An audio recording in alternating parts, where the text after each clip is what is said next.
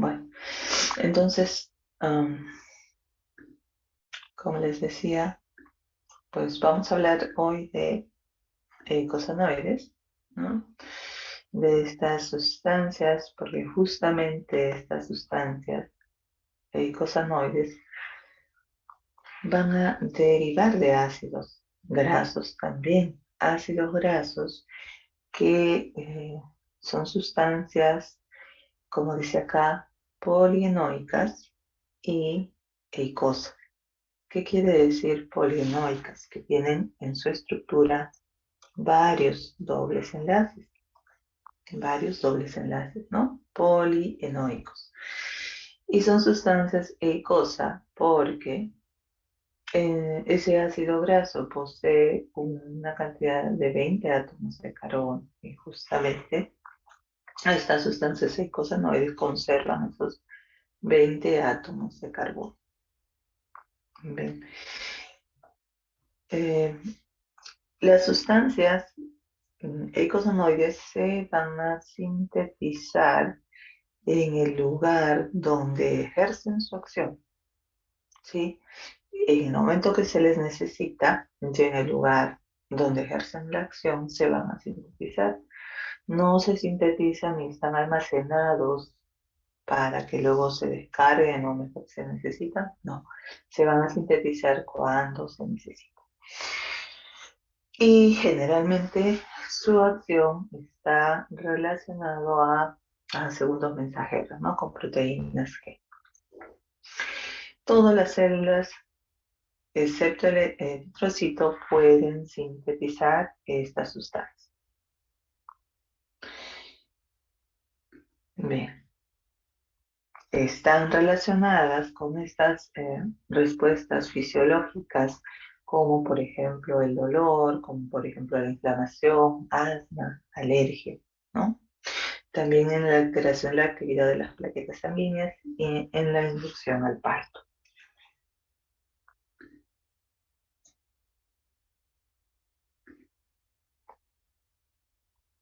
¿Y cuáles son esos ácidos grasos de 20 átomos de carbono del cual van a derivar estas sustancias? Hay dos series, la serie 2, la serie 3. La serie 2 derivan del ácido araquidónico y la serie 3 deriva del eicosapentaenoico, que a su vez pueden derivar de ácidos grasos omega 6 como el ácido linoleico y del ácido graso omega 3 como el ácido linolénico. Si recuerdan, estos dos ácidos grasos nosotros mencionamos de que son los denominados ácidos grasos esenciales.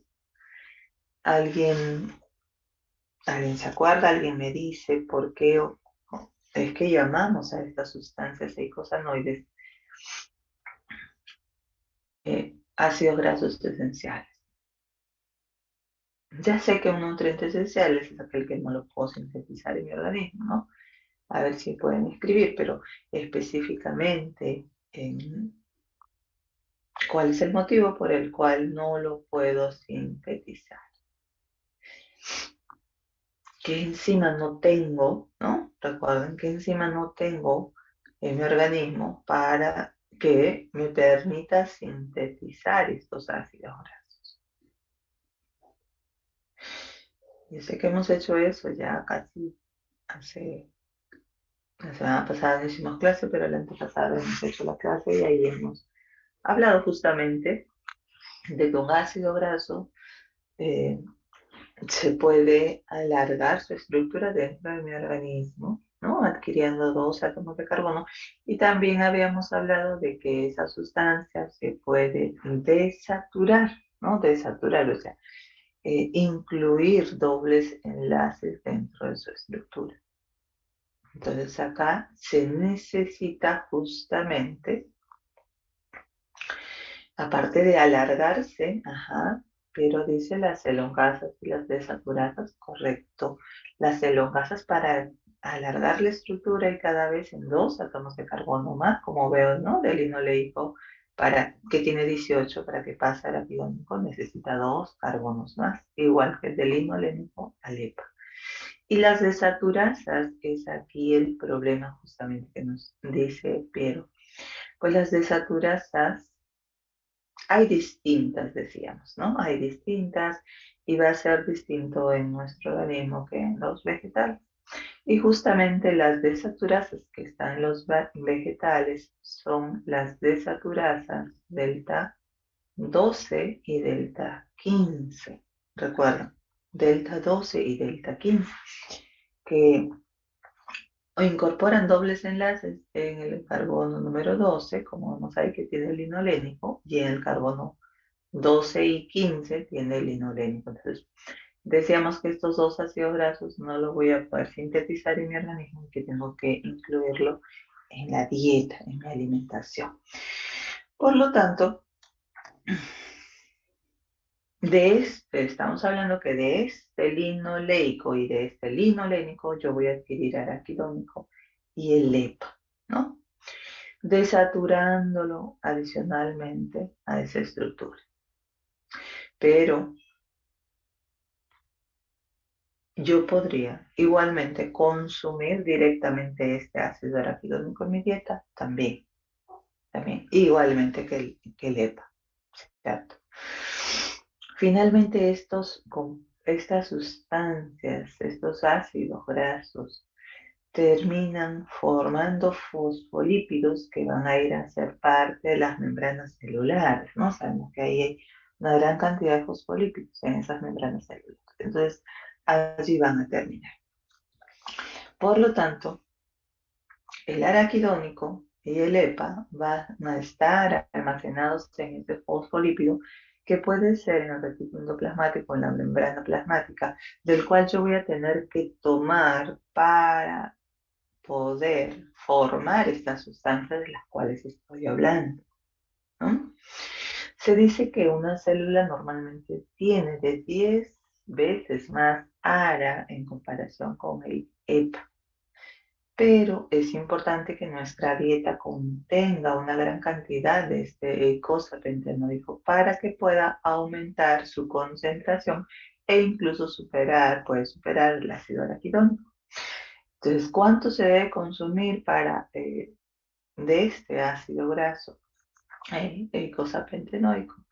Alrededor de 0,5% de todas las calorías deben incluirse estos ácidos grasos omega 3, de tal manera que eso hace más o menos 1,4 gramos al día de este ácido graso.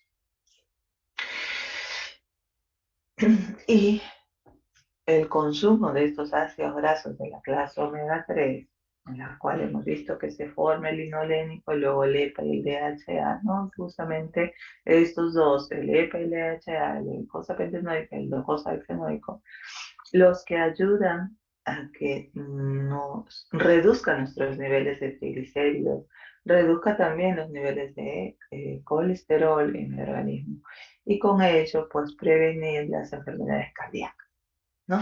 Eso es lo importante.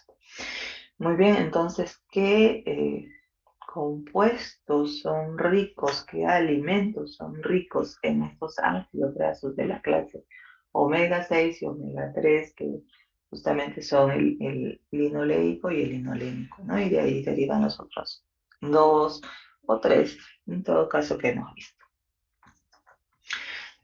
Todos estos alimentos tienen una gran cantidad de estos ácidos grasos omega 3, por ejemplo, el aceite de hígado de bacalao rico en ácido graso omega 6, tiene una considerable cantidad también del omega 6 y más de omega 3, ¿no?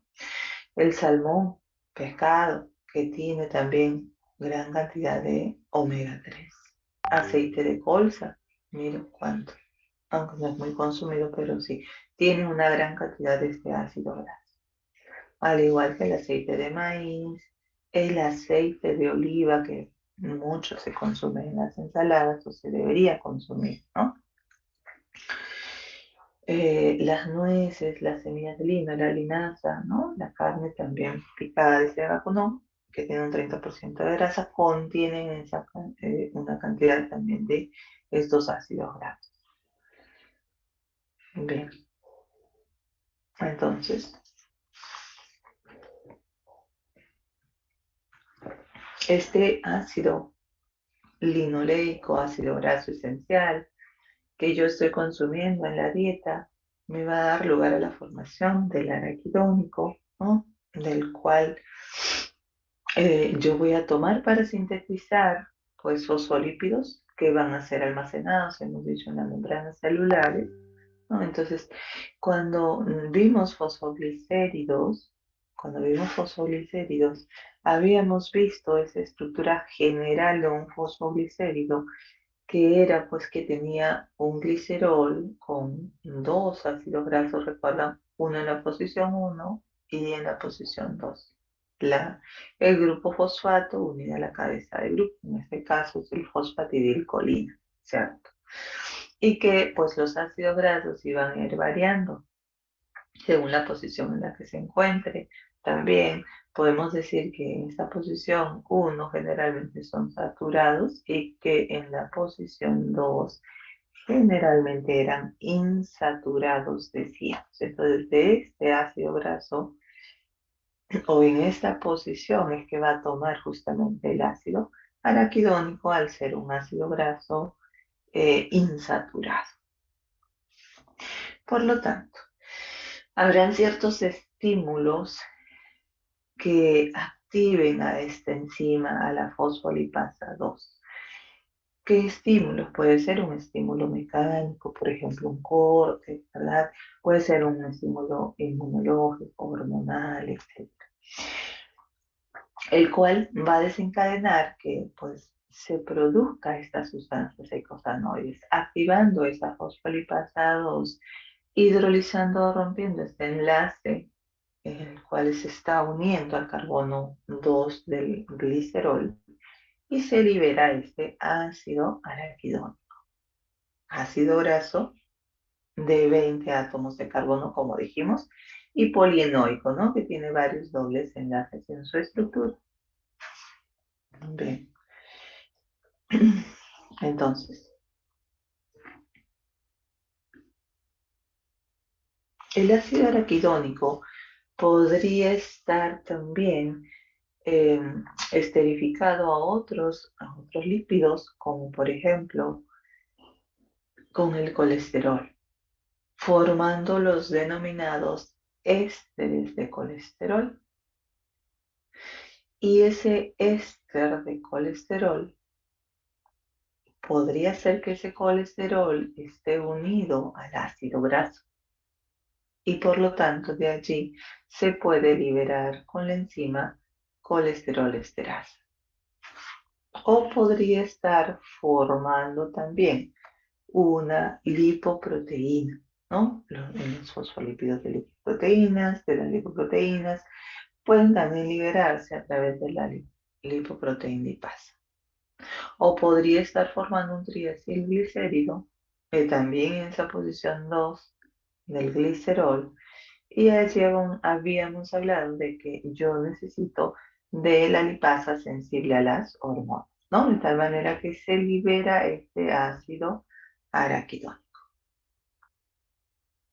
Y bueno, lo que estamos viendo en este momento es que es mucho más común tomar de un fosfoglicérido a través de la fosfolipasa 2 puede ser, o por acá estamos viendo que no solamente con la fosfolipasa 2, sino también podría liberarse con la fosfolipasa 6 si el caso es que se active esta enzima. Muy bien. Algo que me olvidé de decirles al inicio es que al final vamos a hacer unas preguntas en el Kahoot para ver un poco si me están siguiendo y otro es para tomar la asistencia a través de esa aplicación. ¿Ven? Así que tengan sus aplicaciones abiertas, no sé. Bueno, pero eso al final. Muy bien, entonces, a ver, por este lado estamos viendo al fosfatidilinositol, un fosfoglicérido, ¿cierto? Tiene acá el glicerol, tiene por acá un ácido graso, otro ácido graso, el grupo fosfato y la cabeza del grupo, inositol. Entonces, si se activa la fosfolipasa A2, la fosfolipasa A2 lo que hace es hidrolizar este enlace que une el ácido graso con el carbono 2 del glicerol. Y por lo tanto se libera el ácido araquidónico, queda libre. Pero si la enzima que se activó es la fosfolipasa C, entonces el proceso toma esta otra vía. Si se activa la fosfolipasa C, entonces esta fosfolipasa C, cuando vimos el metabolismo de estos fosfoliséridos, dijimos que iba a hidrolizar y se iba a romper este enlace de esta estructura del fosfoglicérido. Eso quiere decir que va a salir este grupo fosfato con la cabeza de grupo y está saliendo por acá. Como inositol era la cabeza de grupo, fosfato, que siempre tiene ahí, ¿no? Unido un grupo fosfato. Inositol fosfato. Lo que está quedando de la estructura es todo esto.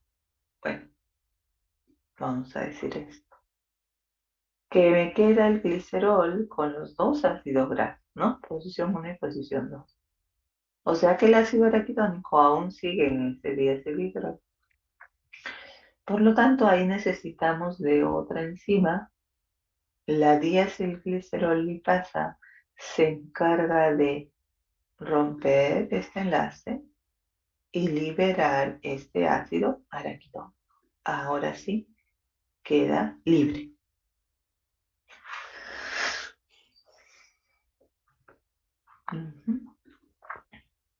Muy bien, entonces va a depender del estímulo para que se active o una u otra enzima, ¿no? Si eso es un estímulo físico, mecánico, como un corte que habíamos dicho, pues allí los iones calcio se empiezan a liberar y son estos los que van a activar finalmente a la fosfolipasa 2. O puede ser que la adrenalina o la bradquininina sean las que se han liberado, de tal manera de que estos van a tener su receptor y a través de la proteína G, un segundo mensajero, es que se activa la fosfolipasa A2 también. Activada esta fosfolipasa A2, ya hemos dicho que va a actuar sobre el fosfoglicérido, en este caso la fosfatidilcolina que debe estar en la membrana celular, se tomará para poder liberar el ácido araquidónico en este caso. Y bueno, lo que queda vendría a ser el ipsofosfatidilcolina.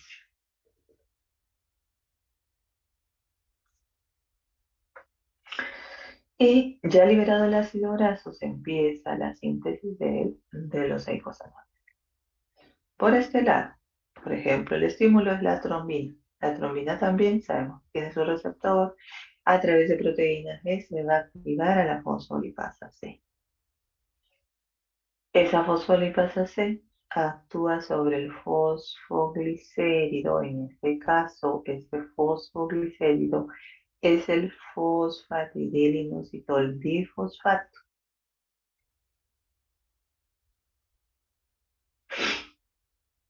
Entonces, como sé que la enzima que va a actuar acá es la fosfolipasa C, eso quiere decir que va a hidrolizar el enlace que une al carbono 3 con el grupo fosfato, ¿cierto? Ahí se rompe ese enlace. Entonces, va a sacar el grupo fosfato con la cabeza de grupo, decíamos hace un momento. ¿Cuál es la cabeza de grupo acá en este fosfoglicérido? Es el inositol fosforilado dos veces, ¿no? Difosfato, inositol difosfato, es la cabeza de grupo. Entonces, si vas a sacar esa cabeza de grupo más el grupo fosfato, que normalmente hay una estructura del fosfoglicérido, va a salir, por lo tanto, un inositol trifosfato. ¿Ok? Y por supuesto que se va a liberar el glicerol unido a los dos ácidos grasos, ¿no? Va a salir un diacilglicérido, el cual decíamos que ahí todavía contiene ese ácido araquidónico que yo necesito y por lo tanto la diacilglicerolipasa es la que va a liberar finalmente ese ácido araquidónico y por lo tanto empieza la síntesis de estos eicosanoides. Bien, ok, así como hemos visto, pues cómo se da la activación de estas enzimas, también van a haber ciertas sustancias, en realidad fármacos, que van a inhibir estas enzimas justamente y son utilizados justamente para calmar el dolor, para calmar la inflamación o la fiebre, puede ser. En este caso tenemos al cortisol, ¿no? ¿Cómo actúa el cortisol o estos esteroides? Justamente van a inhibir a la fosfolipasa A2. ¿Y cómo así? Porque el cortisol, en este caso, estimula la producción a nivel nuclear de la lipomodulina, una proteína que va a inhibir a la fosfolipasa A2. Y si inhibe la fosfolipasa A2, por lo tanto, pues ya no se va a producir estas sustancias eicosanoides. Eso quiere decir que no va a producir ese dolor o esa inflamación que probablemente está sucediendo.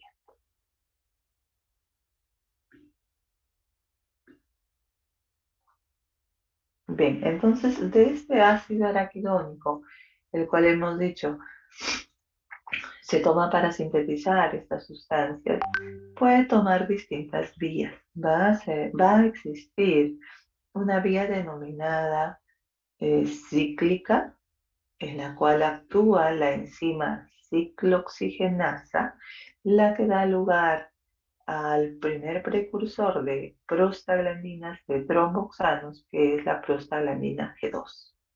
Entonces, de esta derivan otras prostaglandinas y tromboxanos. Y hay una vía lineal, se dice. En la vía lineal actúa la lipooxigenasa. Esta otra enzima forma este compuesto, el hidroperoxiecosa tetraenoico, el cual da lugar a leucotrienos y lipoxinas. Y bueno, tenemos también por acá la acción del ácido cromo P450 que me da lugar a epóxidos. Nosotros vamos a revisar estas dos vías, la cíclica y la lineal. Entonces vamos a ver la vía de la ciclooxigenasa o la vía cíclica. Decimos por qué. Forma justamente eicosanoides cíclicos. Su estructura va a formar una estructura cíclica determinada, característica para cada uno de estos compuestos. En esta vía cíclica, como dijimos, se forman prostaglandinas, ¿no? Las prostaglandinas las vamos a encontrar casi en todas las células, excepto en los eritrocitos. Las prostaciclinas se van a encontrar en las paredes del endotelio vascular y los tromboxanos exclusivamente en los trombocitos.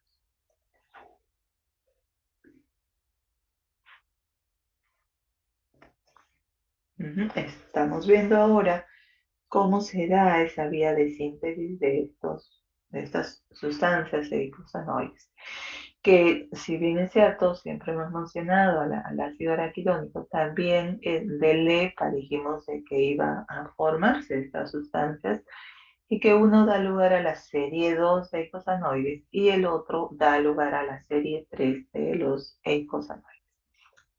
Entonces, igualmente habrá un estímulo siempre para activarse a la fosfolipasa 2 y liberar el ácido araquidónico o el EPA en todo caso del fosfolípido de la membrana, ya sea reticulino plasmático o en la membrana plasmática, ¿no? Eh, Liberado estas sustancias, Sobre estas sustancias tiene que actuar entonces la ciclooxigenasa, que también se encuentra en la membrana del retículo endoplasmático. Entonces, esa ciclooxigenasa da lugar a la prostaglandina H2 y la prostaglandina H3, que son los precursores de las distintas prostaglandinas que se van a formar. Esta es la característica de una prostaglandina que tiene endoperóxido, esta estructura cíclica dentro de su composición, ¿no? Habíamos dicho que también los corticoides inhibían a la fosfolipasa 2, estos, al pertenecer a la, dijimos, promover la formación de estas sustancias, las lipomodulinas, que parte de la familia de ellos son las anexinas, que también van a inhibir esta enzima, ¿no? La fosfolipasa 2. En cambio, cuando usamos un antiinflamatorio, un esteroideo, el paracetamol, el metacina o lo que sea, se inhibe el proceso a este nivel a través de la ciclooxigenasa.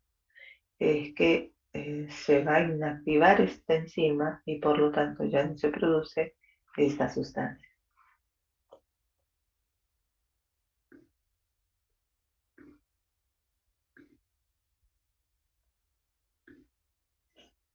Bien, entonces la ciclooxigenasa, o también llamada prostaglandina H2 sintasa, es una enzima bifuncional, dice.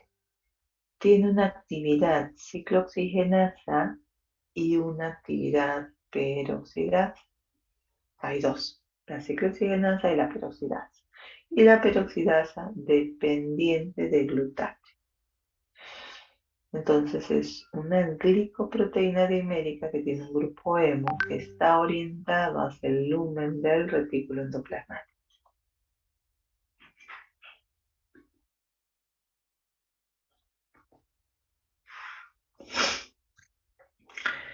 Acá está el proceso en el cual yo estoy formando, bueno, primero la prostaglandina G2, pero es la prostaglandina H2 el precursor de las demás prostaglandinas. El proceso se da igualmente con la activación de la enzima fosfolipasa 2. Se libera el ácido araquidónico, fíjense, 20 carbonos con 4 dobles enlaces, y que empieza a actuar la ciclooxigenasa. Primero, con ayuda de dos moléculas de oxígeno para incorporar esos oxígenos y formar esta estructura cíclica que es el endoperóxido. Y además formo un hidroperóxido que es el que tengo por acá. Este hidroperóxido luego se produce una siguiente reacción en la cual el hidroperóxido se va a reducir a un OH, como vemos acá. Y acá ha intervenido justamente la peroxidasa, que como decíamos, necesitamos ahí de la intervención de una molécula de glutatión. Se forma el prostaglandina H2 y esta va a dar lugar a las demás prostaglandinas y tromboxano.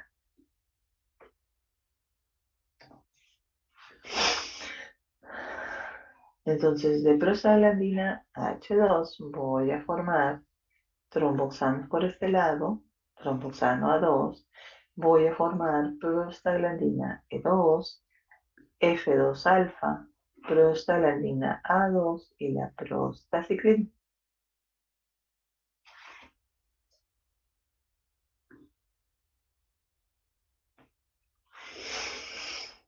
Por aquí estoy viendo que esta prostaglandina H2, a través de la prostaglandina D sintasa, se va a formar la prostaglandina D2. Y a través de la prostaglandina E sintasa se va a formar la prostaglandina E2 y luego se reduce con la prostaglandina E9C reductasa y se forma la prostaglandina F2 alfa.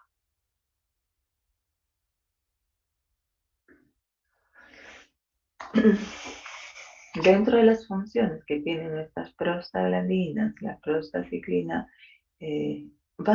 la prostaciclina E2 y D2 van a aumentar la vasodilatación y la concentración de AMP cíclico y disminuyen la agregación de plaquetas, la agregación de leucocitos, la interleuquina 1, 2, proliferación de células T y migración de linfocitos. Y de la prostaglandina F2 alfa aumenta la vasoconstricción, la broncoconstricción, la contracción del músculo liso.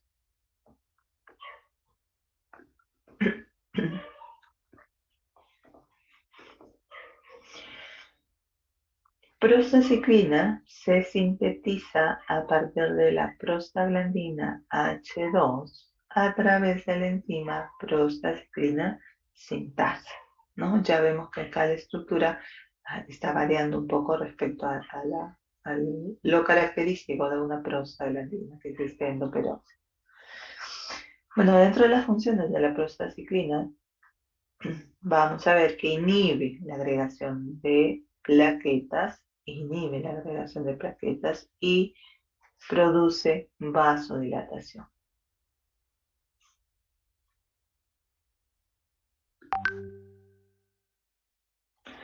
Los tromboxanos se formarán con la acción de la enzima tromboxano A sintasa y se forma el tromboxano A2.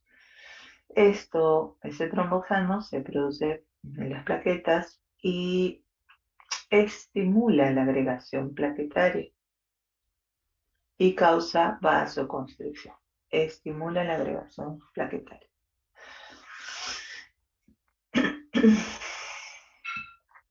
Acá tenemos también funciones del tromboxano A2, aumenta la vasoconstricción, promueve, digamos, la agregación de las plaquetas, la proliferación de linfocitos y produce vasoconstricción.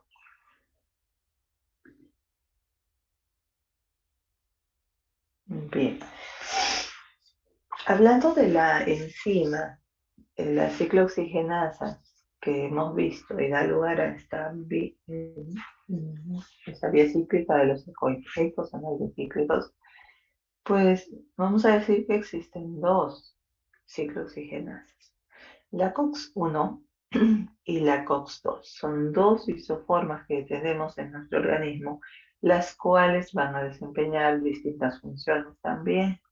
La COX-1 está considerada como una forma constitutiva, dice, de la enzima. O sea, esta va a dar lugar a la formación de prosalaminas o tromboxanos que cumplen funciones fisiológicas normales dentro de mi organismo.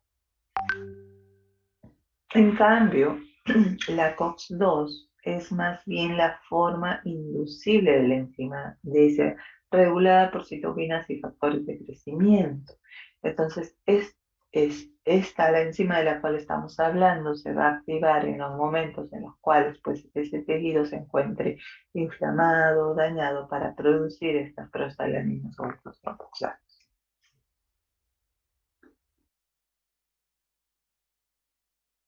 Mencionábamos antes también de que los antiinflamatorios no esteroideos, como aspirina, como paracetamol, etcétera, actúan inhibiendo justamente a la ciclooxigenasa, ¿no? La vuelve inactiva por un proceso de acetilación, vamos a decir. Fíjense acá, este es el ácido acetilsalicílico, que es el nombre químico de la aspirina, ¿no? Ácido acetilsalicílico. Tiene este grupo acetilo en este extremo, el cual va a pasarlo, transferirlo a la ciclooxigenasa en esta parte de este resto de serina que tiene encima, al ser una proteína, este aminoácido que tiene un OH en este extremo, es por ahí donde se va a acetilar la enzima de tal manera que pues de esa forma se va a volver inactiva. Ya no va a poder actuar para poder seguir el proceso de formación de estos compuestos. De la misma forma actúa el paracetamol, por ejemplo, ¿no? Que es el acetaminofén. Igualmente tiene ese grupo acetilo que lo va a pasar a la enzima inhibiéndola o inactivando. Y igualmente el ibuprofeno. Dentro de las funciones constitutivas que tienen estas sustancias, hay cosanoides como por ejemplo la prostaglandina E2, suele tener esta acción de protección al estómago, ¿no? Cuando se detecta que en el estómago hay secreción de este ácido clorhídrico normalmente, la prostaglandina T2 lo que va a hacer es incrementar la secreción de bicarbonato y la producción del moco para un poco proteger de esta acidez en el estómago.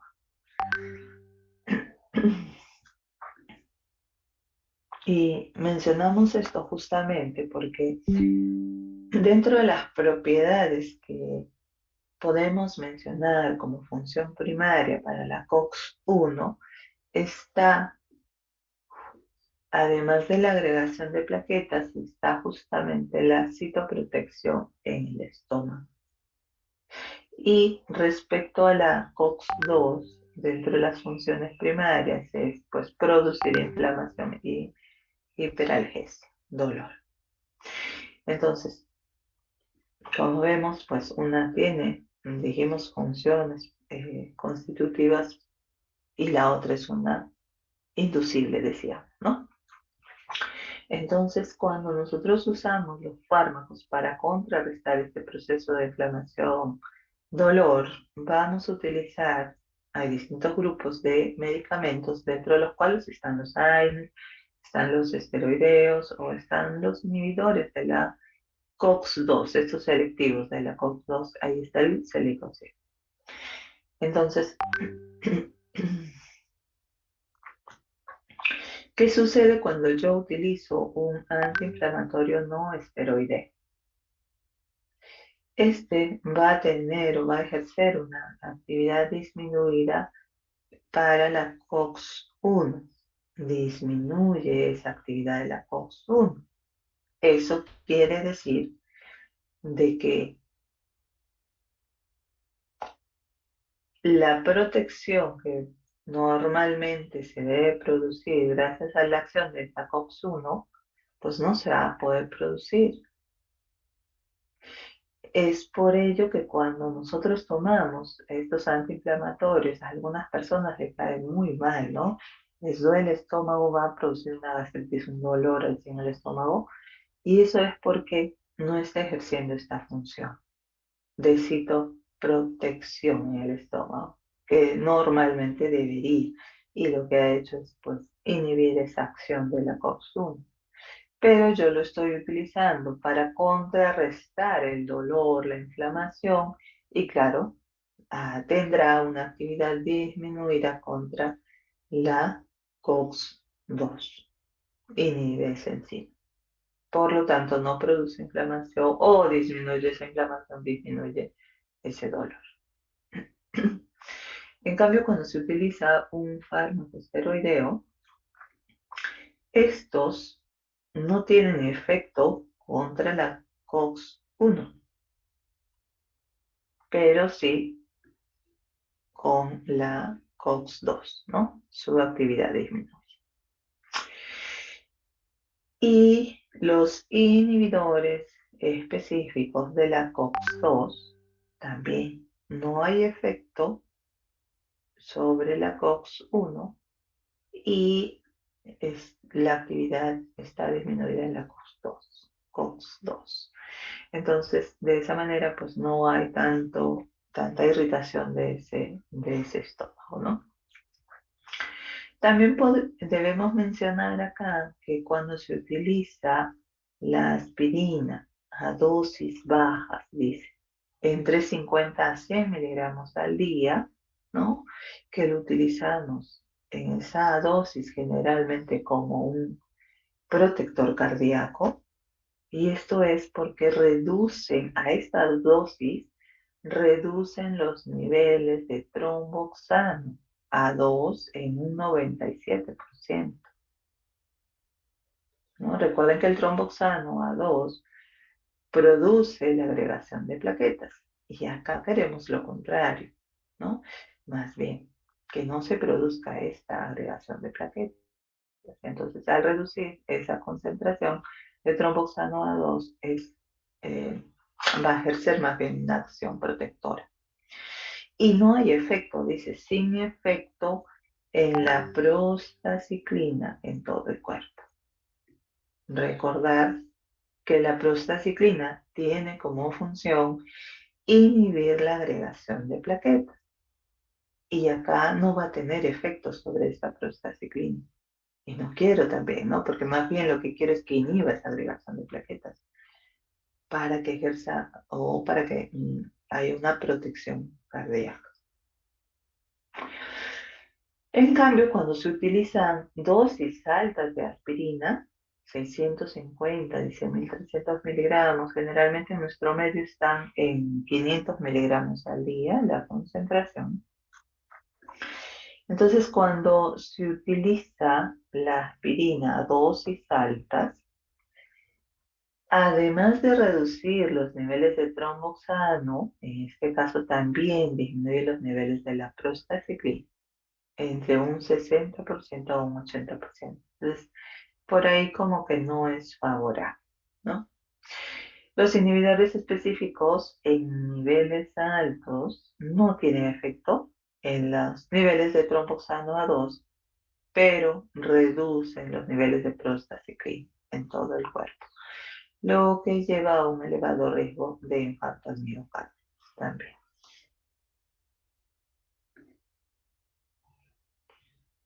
Cambiamos a la otra vía, en este caso, la vía lineal, en la cual dijimos de que se va a utilizar a la enzima lipooxigenasa, ¿no? La lipooxigenasa, bueno, eicosanoides lineales, ahí voy a producir a los leucotrienos en todas estas células, leucocitos, mastocitos, cerebro, corazón, vaso y pulmón. Entonces la lipoxigenasa va a producir la vía lineal tomando igualmente el ácido araquidónico liberado de este fosfolípido de membrana celular y, bueno, produciendo en este caso los leucotrienos. El primer leucotrieno que se está formando es el leucotrieno A4.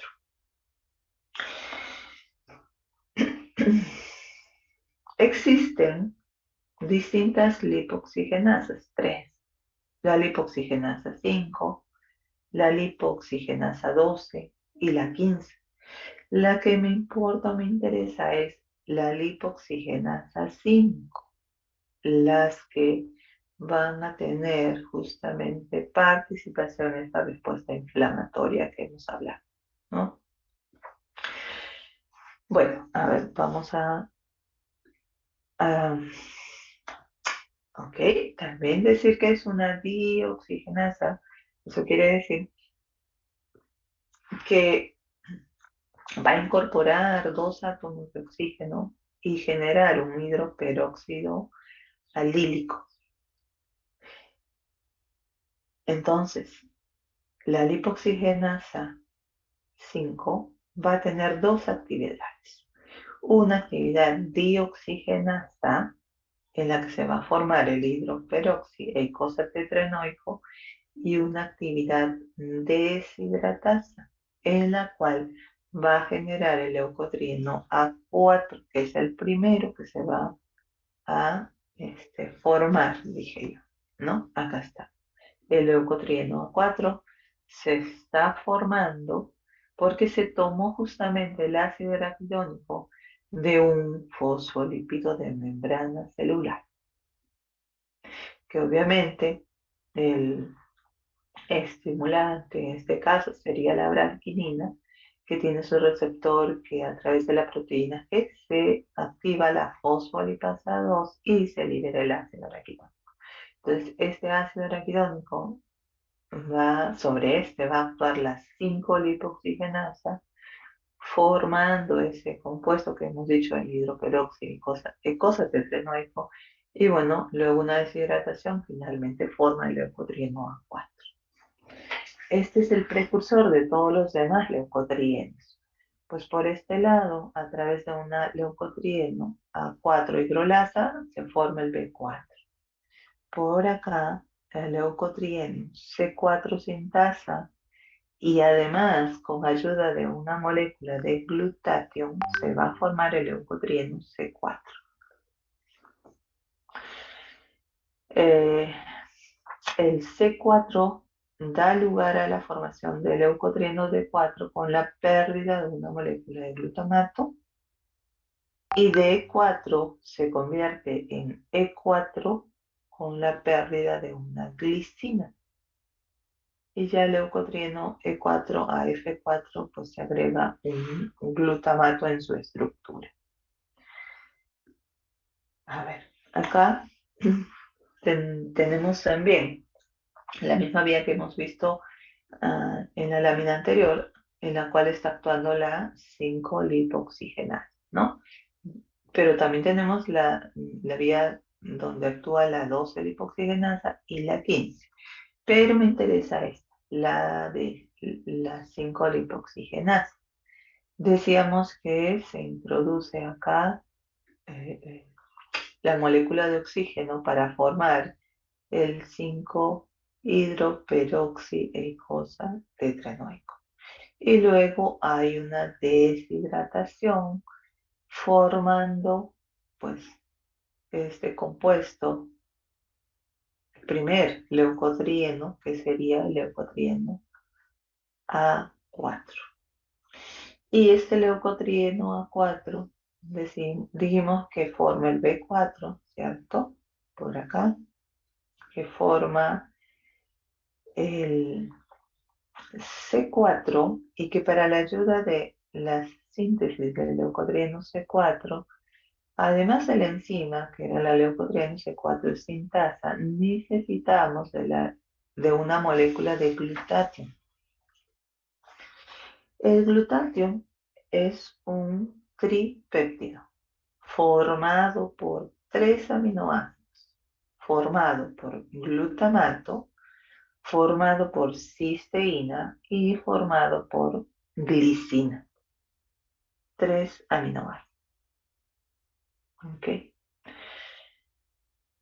Y que luego dije de que para que el leucotrieno C4 se convierta en leucotrieno D4, necesitamos bueno, que se pierda un ácido glutámico, o sea, va a salir de esta parte de la estructura. Y me va a quedar ahí la cisteína con la glicina nada más. Eso es leucotrieno D4. Y de leucotrieno D4 a leucotrieno E4 hay pérdida de una glicina. Entonces, me va a quedar la estructura tan solo con el aminoácido cisteína. Eso es leucotrieno E4. ¿Ok? Muy bien.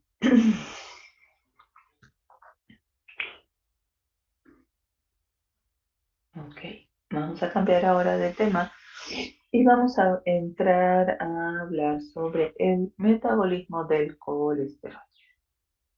Ok, colesterol. Entonces,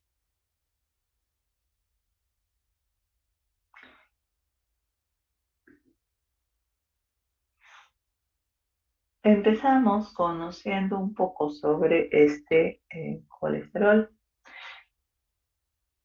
Químicamente hablando, vamos a decir que es un esteroide, ¿no? Que tiene un núcleo esteroideo, como vemos acá. 4 anillos tiene acá.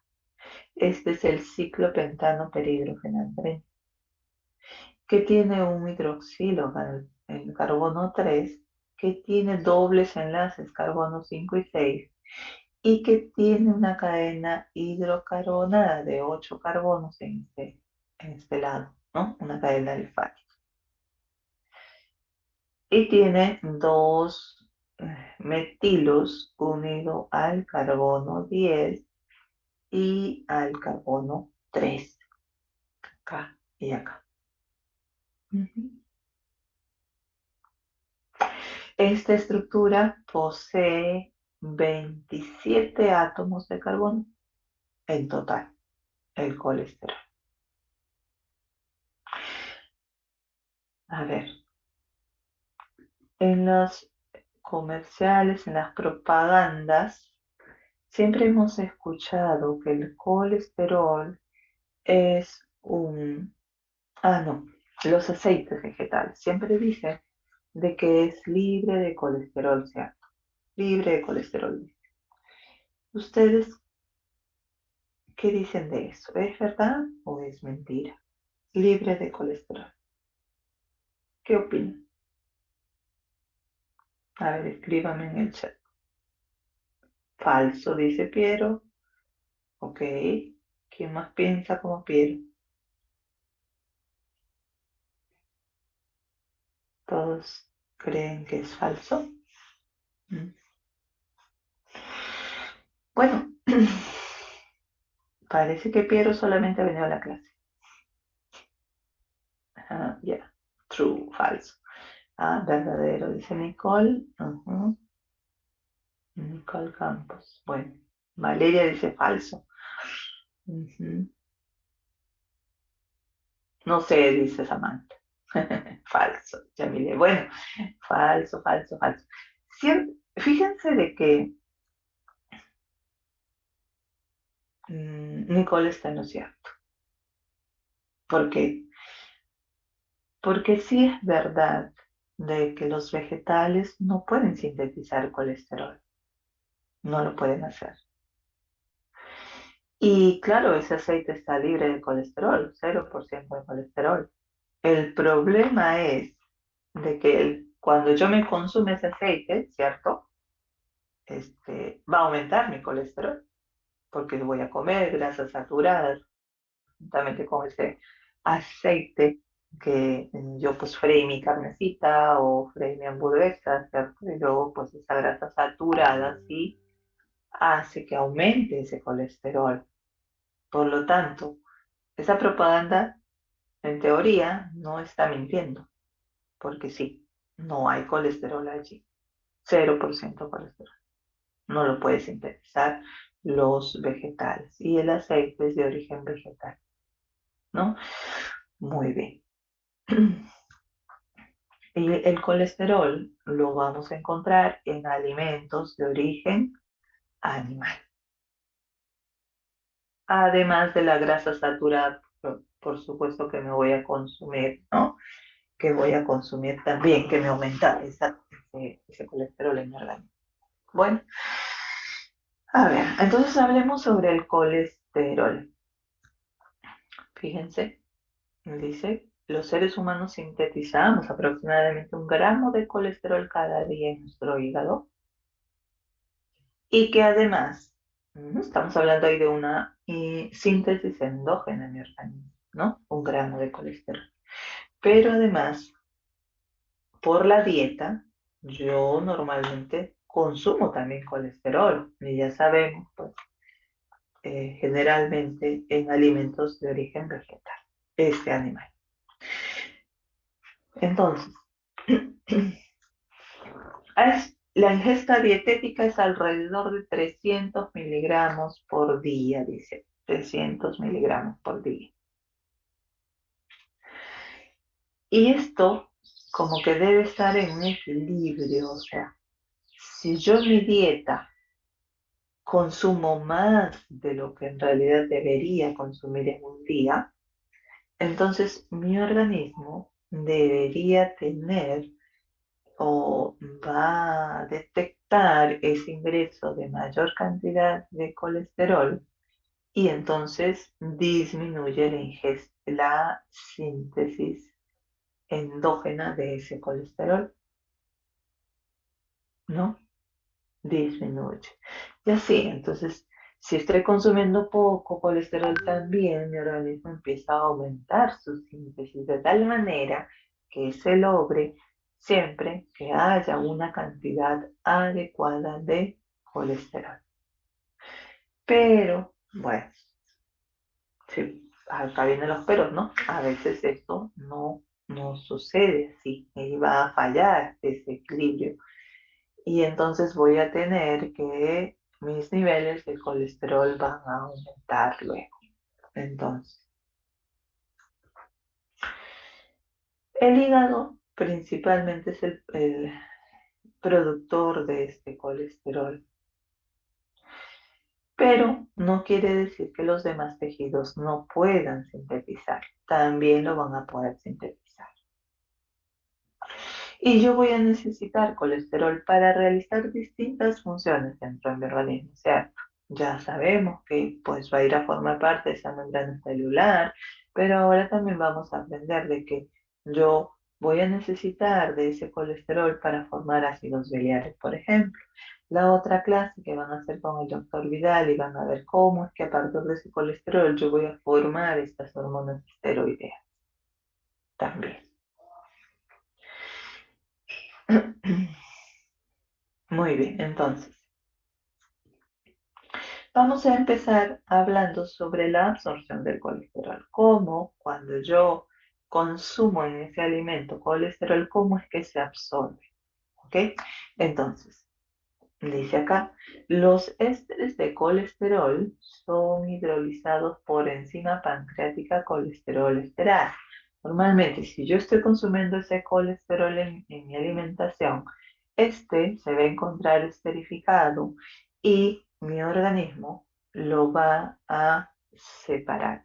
Un éster de colesterol, recuerden que es un colesterol unido a un ácido graso.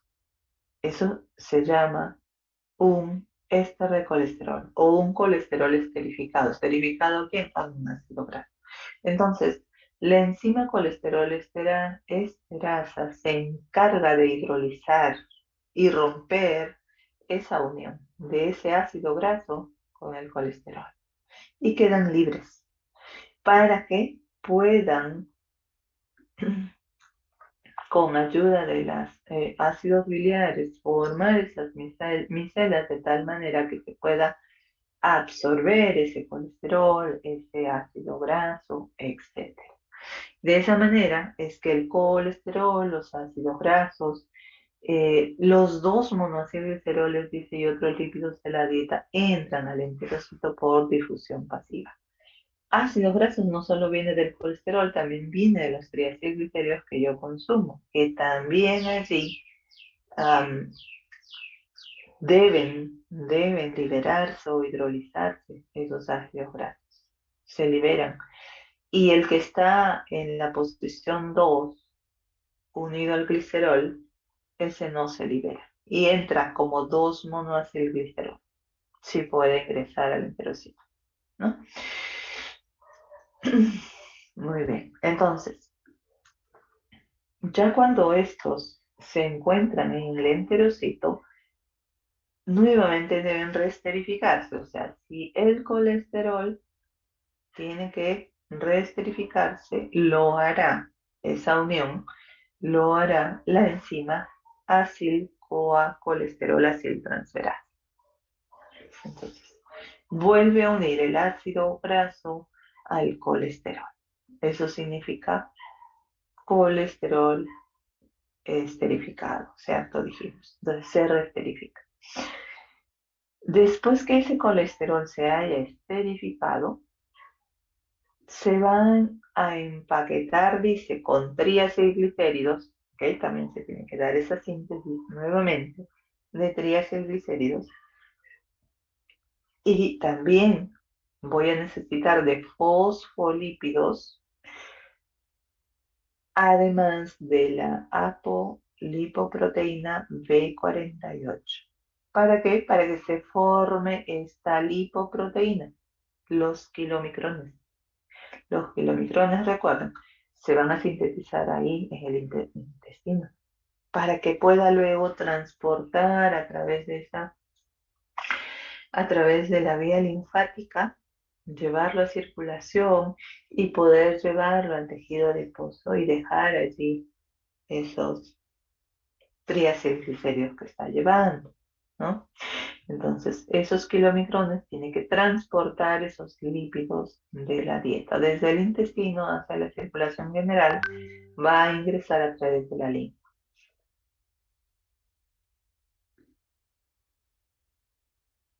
Y esto es lo que había explicado sobre la esterificación del colesterol. Entonces, el alimento puede ser, dije yo, que estoy consumiendo, ese colesterol está esterificado y eso quiere decir que el colesterol se unió en su OH que tiene en este extremo, se unió a un ácido graso. Eso es un éster de colesterol. Entonces dijimos que primero tiene que hidrolizarse, separarse ambos, y eso lo hace la colesterol esterasa, dije yo. Quiere decir que deja libre el colesterol y deja libre, por supuesto, el ácido graso, ¿cierto? Y que cuando ya está dentro del enterocito, nuevamente se tiene que reesterificar, o sea, la reacción lo vamos a hacer a la inversa. Ingresamos un ácido graso previamente activado y se une en este OH, reemplazando este hidrógeno que está acá. ¿Ve? Y este proceso inverso lo está haciendo la acil-CoA, colesterol, aciltransferasa. Bien.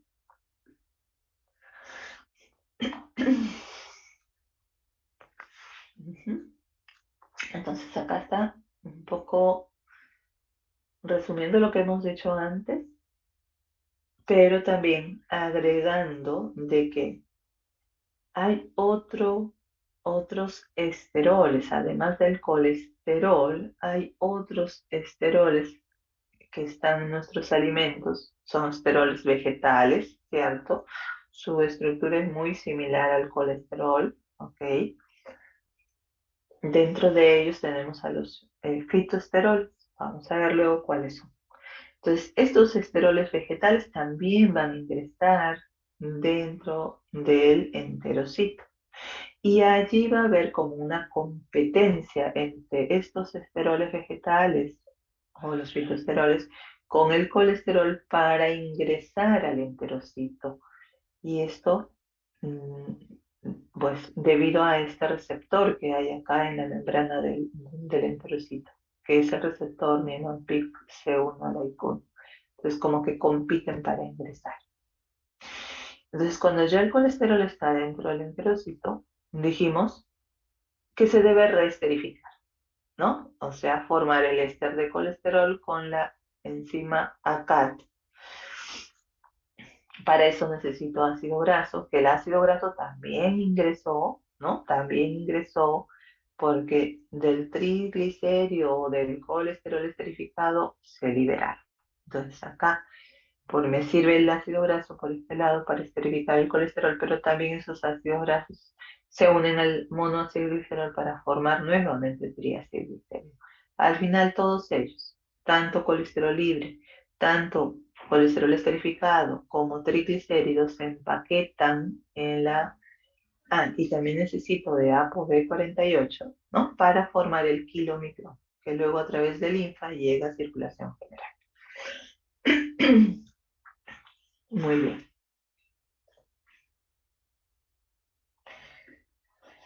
Y los fitoesteroles, ¿no? Estos esteroles vegetales, decíamos, que un poco que van a competir con el colesterol, ¿cómo es que actúan? Se dice actualmente que esos fitoesteroles que se consumen en la dieta nos van a ayudar a disminuir los niveles de colesterol. ¿Y cómo así lo van a hacer? Porque justamente, dice acá, en este primer párrafo, van a inhibir la absorción intestinal de colesterol por competencia en la incorporación del colesterol a esas micelas mixtas. Ese es un primer mecanismo. Otro mecanismo que mencionan también es que va a disminuir la esterificación del colesterol en los enterocitos. Y eso lo van a hacer porque van a inhibir la actividad de la enzima ACAT, ¿no? Acetil-CoA-colesterol aciltransferasa, les decía. Entonces ya no se resterifica, el colesterol queda libre y a su vez van a estimular el flujo del colesterol desde los enterocitos hacia el lumen intestinal, o sea, provoca que salga nuevamente. Y esto es porque van a aumentar la actividad y la expresión del transportador de tipo ABC, de las siglas en inglés adenosín-trifosfato binding cassette transporter. Entonces, esos ABC, los transportadores, que lo vamos a ver en esta lámina, aquí está, ABC. Bueno, tres procesos mencionados: competencia por formar las micelas, ¿no? Y de tal manera que luego se terminen absorbiendo. Compiten acá los fitoesteroles con el colesterol. La segunda, dijimos de que había una inhibición de la CAT, de tal manera que no se va a resterificar el colesterol.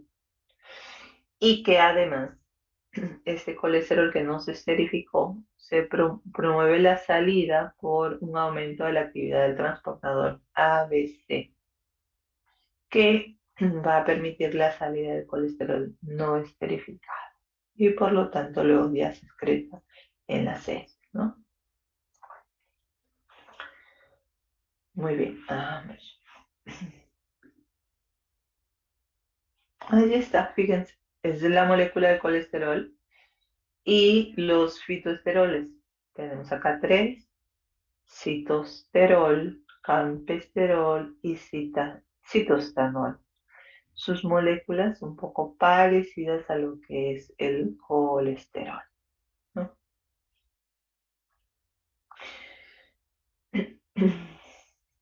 ¿Dónde encontramos, en qué alimentos encontramos estos fitoesteroles? Aceite de sésamo, aceite de maíz, aceite de oliva, cacahuates, almendras. Y bueno, hay más cantidad en estas margarinas, ¿no? Que control beneficial que de repente no los consumimos acá, pero bueno, no existe. Muy bien. Entonces hemos visto cómo es que se absorbió ese colesterol y luego pues voy a tener un pool de colesterol ahí en mi organismo que es extraído de esa alimentación, pero además yo dije de que endógenamente también se va a sintetizar. Y para ver esa biosíntesis de nuevo de colesterol, vamos a decir de que yo necesito un dador de carbonos, ¿no? Una fuente de carbonos, dice acá. Y la fuente de carbonos es justamente las moléculas de acetil-CoA. Acetil-CoA. Si, a ver, me dicen, ¿cuántos átomos de carbono decíamos que posee una molécula de acetil-CoA? Dos, correcto, bien, dos. Ajá. Y entonces, ¿cuántas moléculas de carbonos he dicho que tiene este colesterol? Ujú.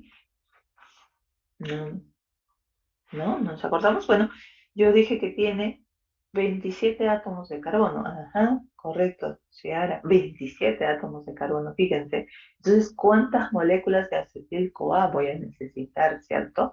Para poder formar esta estructura de 27 átomos de carbono. Una gran cantidad. Entonces, vamos a ver cómo es que se da ese proceso. La síntesis es realizada en el citosol y hay una parte que se da en el retículo endoplasmático. ¿Bien? Voy a utilizar como agente reductor el NADPH y ya sabemos que la síntesis principalmente se da en el hígado, pero también otros tejidos lo pueden producir.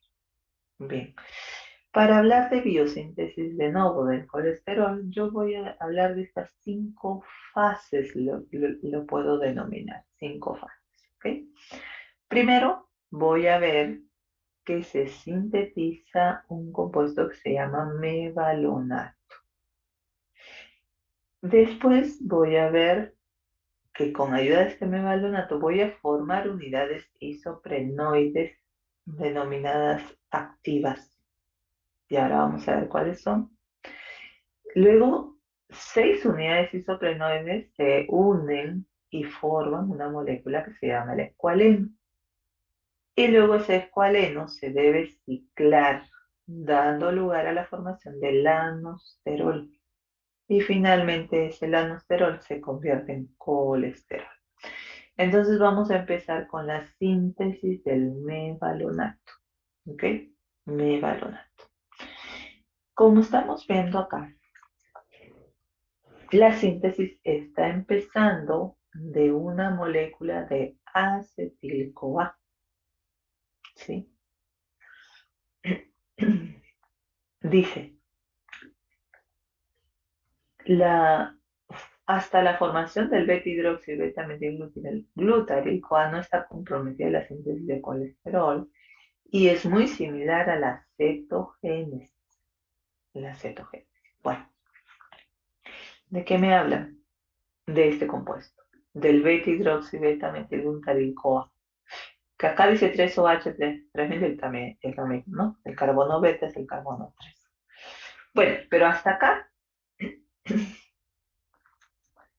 es muy similar, dice, a la cetogénesis. Y en la cetogénesis justamente vimos que utiliza una molécula de acetil-CoA con otra molécula de acetil-CoA para que se condensen y se unan a través de esta enzima tiolasa. Y se forma este primer compuesto, acetoacetil-CoA. Luego de formar ese acetoacetil-CoA, voy a recibir otra molécula de acetil-CoA para que ingrese y se una a esta estructura. Y eso va a ser posible gracias a esta enzima, hidroximetilglutaril-CoA sintasa. Entonces está ingresando, se está uniendo y bueno, se está desplazando la coenzima.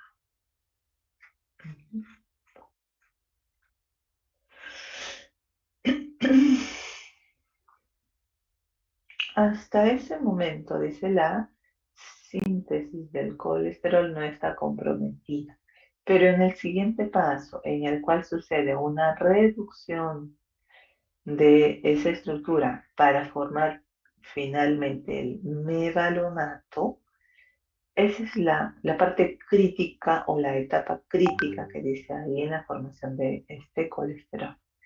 Pues yo en este paso necesito de esta enzima, la hidroximetilglutaril-CoA reductasa.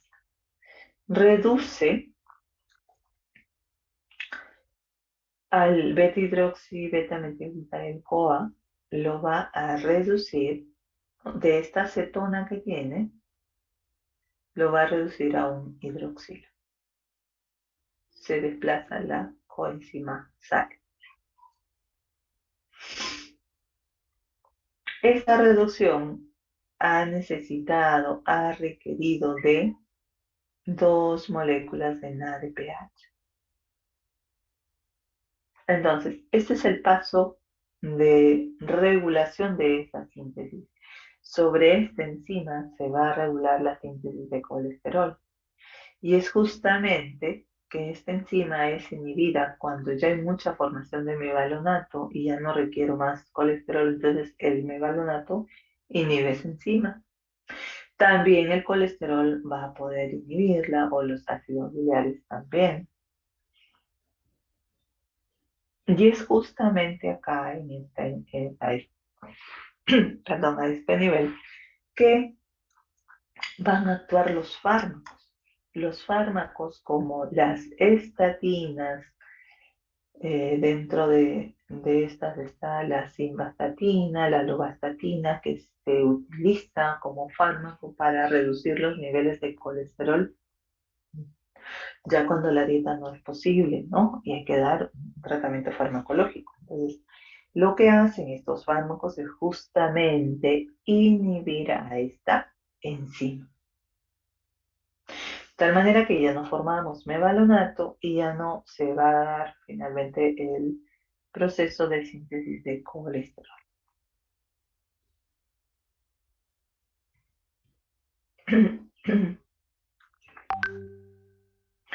Bueno,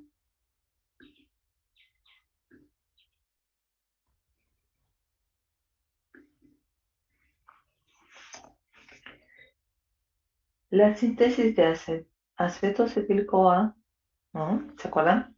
Dos acetil se unían, se condensaban, formaba acetoacetil-CoA. Esto se lleva a cabo en el citosol.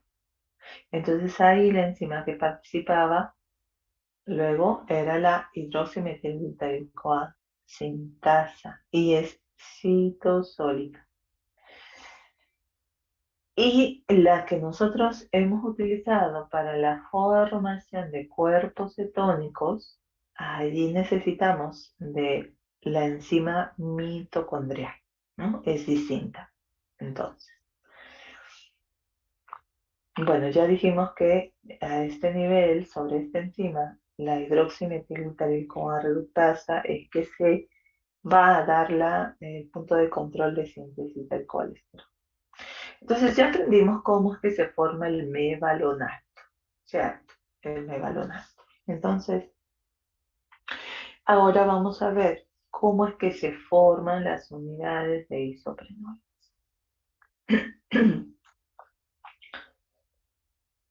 Dice acá, el ATP fosforila de modo secuencial el mevalonato mediante tres sinasas y luego se descarboxila y forma la unidad isoprenoide activa que se llama isopentanil difosfato. A ver, acá. En la lámina anterior me quedé en que he formado el mevalonato, ¿cierto? Entonces, acá nos dicen que va a haber tres fosforilaciones. Tres fosforilaciones. Entonces, para fosforilar necesito de la enzima de la sinasa siempre.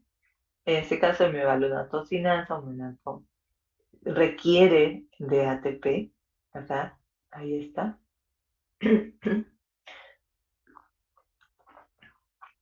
Y me va a formar, acá ingresó, en este OH ha ingresado este grupo fosfato. Entonces ha formado el fosfomevalonato.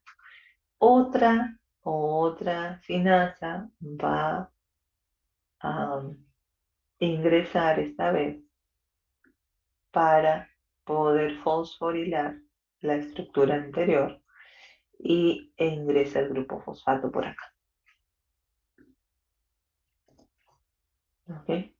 Y ahora tengo un 5-pirofosfomevalonato.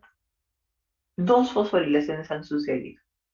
Y hay una tercera, porque dijimos que vamos a necesitar de tres sinasas, tres fosforilaciones. Entonces, ahora la enzima pirofosfomevalonato sinasa, con ayuda de ATP, fosforila igualmente, pero este grupo fosfato va a entrar a este nivel. Ahí está entrando y se está entonces fosforilando tres veces consecutivas. Ahora he formado el 3-fosfo 5-pirofosfato mevalonato, que finalmente dijimos que sufría una descarboxilación, ¿cierto? Entonces, este compuesto en este extremo tiene un grupo carboxilo. Ese grupo carboxilo va a salir como CO2, sale. Y la estructura me está quedando de esta manera, con un doble enlace entre estos dos carbonos, con dos grupos fosfato en este extremo, porque este de acá ya se está perdiendo, está saliendo. Esta es la unidad isoprenoide que hemos dicho, que se llama delta 3 isopentenil pirofosfato. El isopentenil pirofosfato, fíjense, posee hasta este momento 1, 2, 3, 4 y 5 átomos de carbono, porque uno se está perdiendo acá como CO2, ¿no? tiene 5. Esta unidad isoprenoide entonces tiene 5 átomos de carbono. Entonces,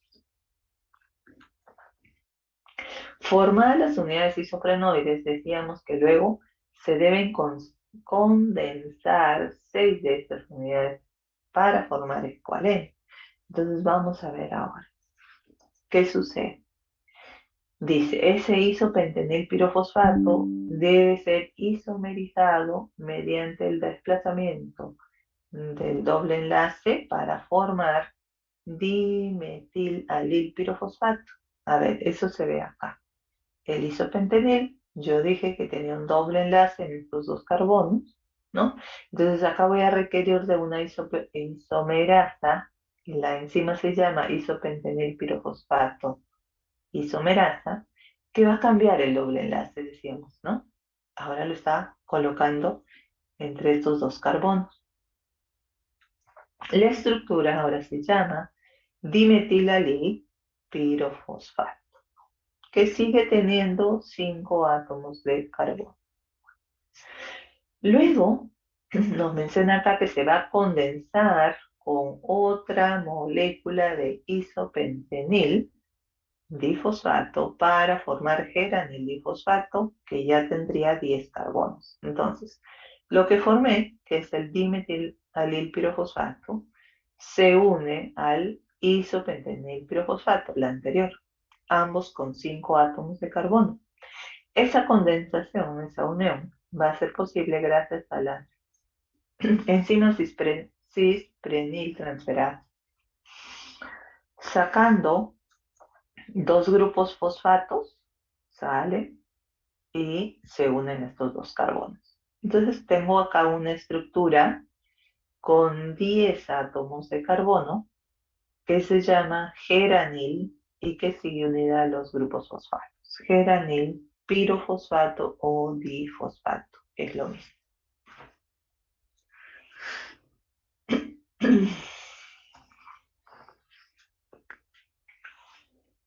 Entonces, el geranil pirofosfato, que decíamos antes, ya tiene 10 átomos de carbono, se va a condensar con otro isopentenil pirofosfato para formar farsenil. Isopentenil, recordemos, 5 átomos de carbono, se unirán al geranil que tiene 10, por lo tanto forma un compuesto de 15 átomos de carbono, que es el farsenil pirofosfato. Ahora ya tiene 15. Bien, acá la enzima es también una transferasa. Luego, dos moléculas de farsenil acá se van a condensar por el extremo difosfato y forman escualeno.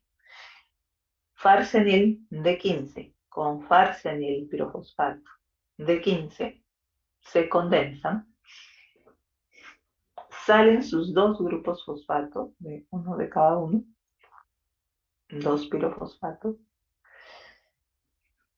Requiero de NADPH y requiero de escualeno sintetasa. Y se unen. Esta es la molécula denominada escualeno. ¿Ok? Escualeno.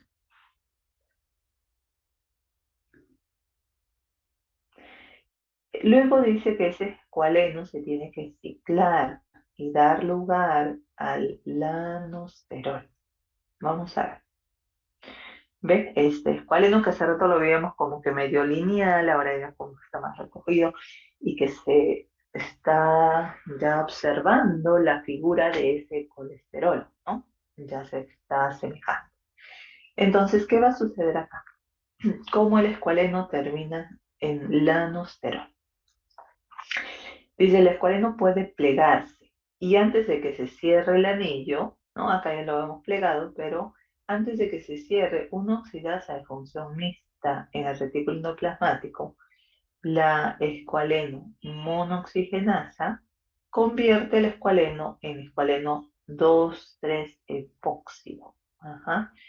La enzima escualeno monooxigenasa requiere de oxígeno, de NADPH, y va a formar este epóxido. ¿no? Acá, en el carbono 2 y 3. Escualeno 2,3 epóxido. Y luego ya se cicla. Una vez que se formó el epóxido, ya se va a ciclar. Acá se requiere del óxido escualeno lanosterol ciclasa para que se cierren los anillos. Fíjense, ya tenemos esa estructura muy parecida al colesterol, pero aún no, aún es denominado llamada lanosterol.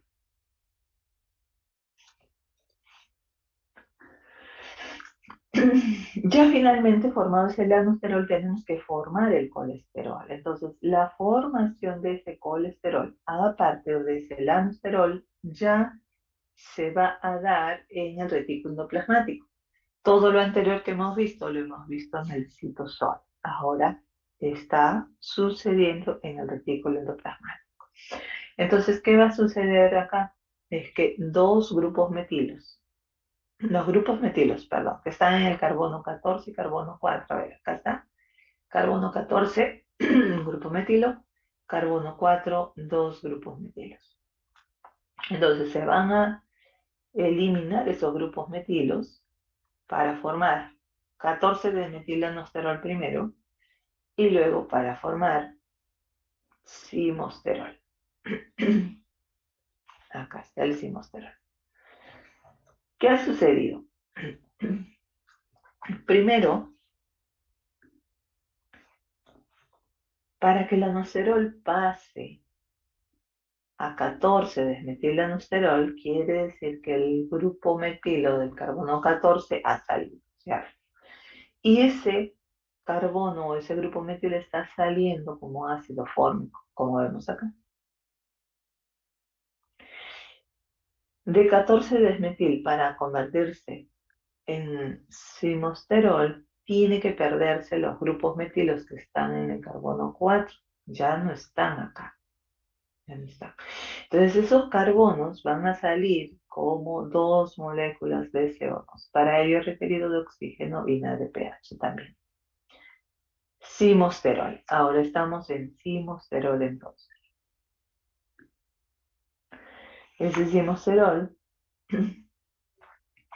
tiene un doble enlace, ¿no? Acá en carbono 9, 8 y 9, perdón, que deben moverse, dice, a la posición 5 y 6 en dos pasos. ¿Ok? Primero se forma el 724 colestadienol y luego el demosterol.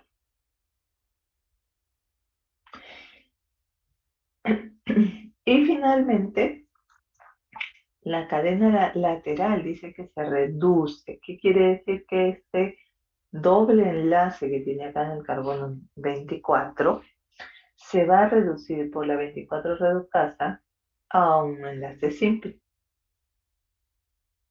Y ya la estructura que tenemos es una estructura de colesterol. Un colesterol tenía 27 átomos de carbono, decíamos, con un OH en este carbono 3, con este doble enlace en 5 y 6, y con grupos metilos en 18 y en el carbono número 10.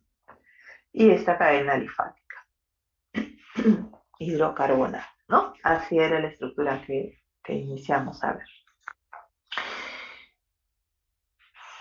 Esta enzima, también la 24 reductasa, antiguamente existía un fármaco que se llamaba triparanol, el cual actuaba a este nivel, inhibiendo a la 24 reductasa, de tal manera que ya no se forme el colesterol. También era un fármaco utilizado para disminuir los niveles de colesterol. Pero este fármaco se descubrió que producía efectos teratogénicos de tal manera que se suspendió, ¿no? Se eliminó del mercado. Muy bien.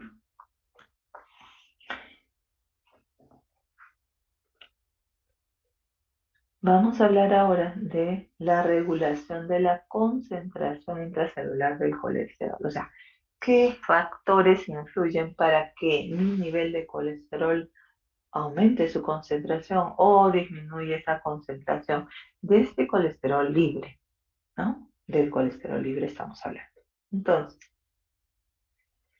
factores que van a incrementar, dice, la concentración del colesterol libre. Primero sería la biosíntesis de nuevo, ¿no? Que esta biosíntesis empieza a aumentar y forma más colesterol. Entonces, primero sería la biosíntesis de nuevo. Segundo sería la hidrólisis de los ésteres de colesterol intracelular mediada por la enzima colesterol éster hidrolasa o colesterol esterasa, también hemos dicho, ¿no? Que se libere ese colesterol de ese ácido graso. Entonces el colesterol queda libre. También que aumente el aporte dietético de colesterol. Eso va a hacer que aumente también la concentración de colesterol libre. Luego, la captación, dice, de lipoproteínas de baja densidad LDL mediada por receptores. Un ratito vamos a ver que yo puedo obtener también colesterol a partir de la lipoproteína LDL por un proceso denominado de endocitosis. Y de allí, de esa lipoproteína que luego es metabolizada, pues se libera el colesterol y queda libre y por lo tanto aumenta o incrementa esa concentración de colesterol libre. ¿Y qué factores van a reducir más bien la concentración intracelular de ese colesterol? Pues van a inhibir, perdón, dice la inhibición de la síntesis de nuevo de colesterol. O sea, si se inhibe esa síntesis de nuevo, ya pues no forma colesterol y por lo tanto no aumenta esa concentración, más bien se va a reducir, ¿no? Regulación a la baja de los receptores LDL, ¿ok? Ese LDL siempre va a tener un receptor que lo va a reconocer para poder endocitarlo. Entonces acá la concentración de ese receptor también va a disminuir, va a bajar y por lo tanto voy a reducir la concentración de colesterol, que ya no lo voy a obtener del LDL. Esterificación del colesterol por la acetilcolesterol aciltransferasa, que se reesterifique, decíamos antes, ¿no? O que se esterifique. Ese colesterol libre ya se esterifica y por lo tanto reduce también la concentración de ese colesterol libre. Ceder colesterol desde la célula a las lipoproteínas de alta densidad también va a reducir ese nivel de colesterol. Y finalmente, la conversión de colesterol a ácidos biliares o a hormonas esteroideas hará que reduzca el nivel de colesterol también. Este es el proceso por el cual nosotros podemos obtener colesterol por un proceso de endocitosis a partir de la lipoproteína LDL, ¿no? Acá tenemos a la LDL. Esa LDL va a tener un receptor a nivel de membrana celular que lo reconoce, que es endocitada esa lipoproteína, que ingresa dentro de la célula y que a través de los lisosomas va a ser destruida prácticamente toda su composición y liberado todos sus componentes. El receptor, si se recicla, regresa nueva a la superficie, a la membrana celular y bueno, también habrá síntesis, ¿no?, de este receptor. Por lo tanto, acá tengo ya mi colesterol libre, ¿no? Y de esa manera, como decíamos, pues aumenta ese colesterol libre. Ahora, respecto a la regulación de la síntesis de colesterol, mediada a su vez por la concentración de colesterol en la membrana del retículo endoplasmático, va a suceder esto, va a suceder lo siguiente. Existe allí, a nivel reticuloplasmático, una proteína que se llama proteína 2 de unión a elementos reguladores de esteroles, la cual, cuando existen niveles bajos de colesterol, va a empezar su migración hacia el aparato de Golgi. Y como ven acá, esta proteína tiene un extremo N terminal y un extremo C terminal. Entonces, cuando migra al aparato de Golgi va a sufrir una hidrólisis en la cual se va a dividir en dos y su extremo N terminal es el que va a migrar a su vez a nivel nuclear para que se estimule eh, la formación justamente o la síntesis de estos receptores, ¿no? A través de ese gen para el receptor LDL que va a permitir que se forme o se transcriba esa información en ese receptor LDL, igual que el gen para la hidroximetilglutarico reductasa. Entonces empieza a aumentar la síntesis tanto de ese receptor de LDL como de la hidroximetilglutarico reductasa. Por lo tanto, yo voy a poder, al tener estos receptores, voy a poder utilizar el LDL para poder obtener colesterol a partir de estas glicoproteínas o puedo utilizar esta vía de síntesis de nuevo a partir de moléculas de acetilco.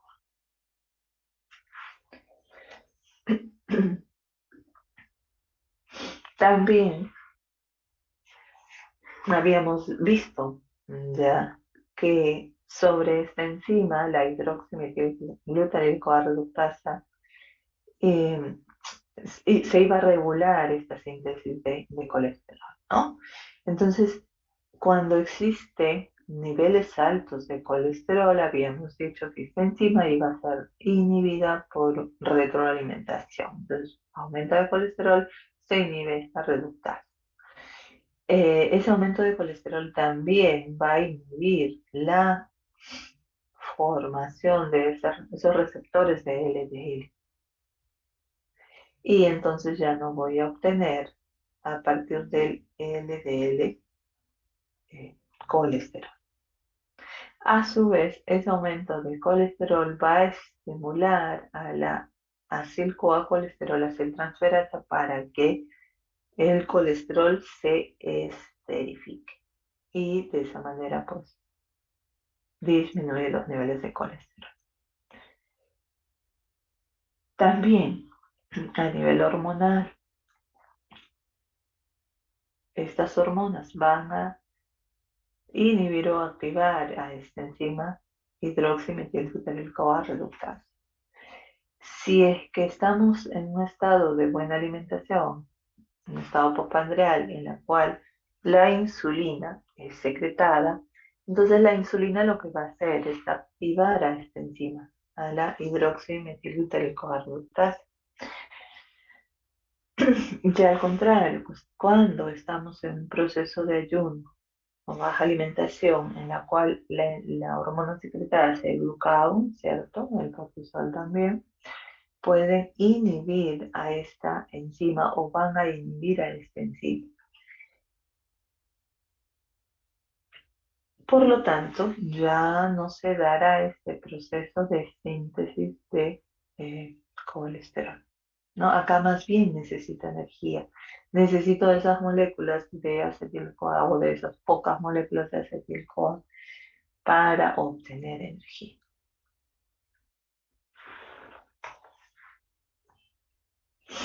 A ver.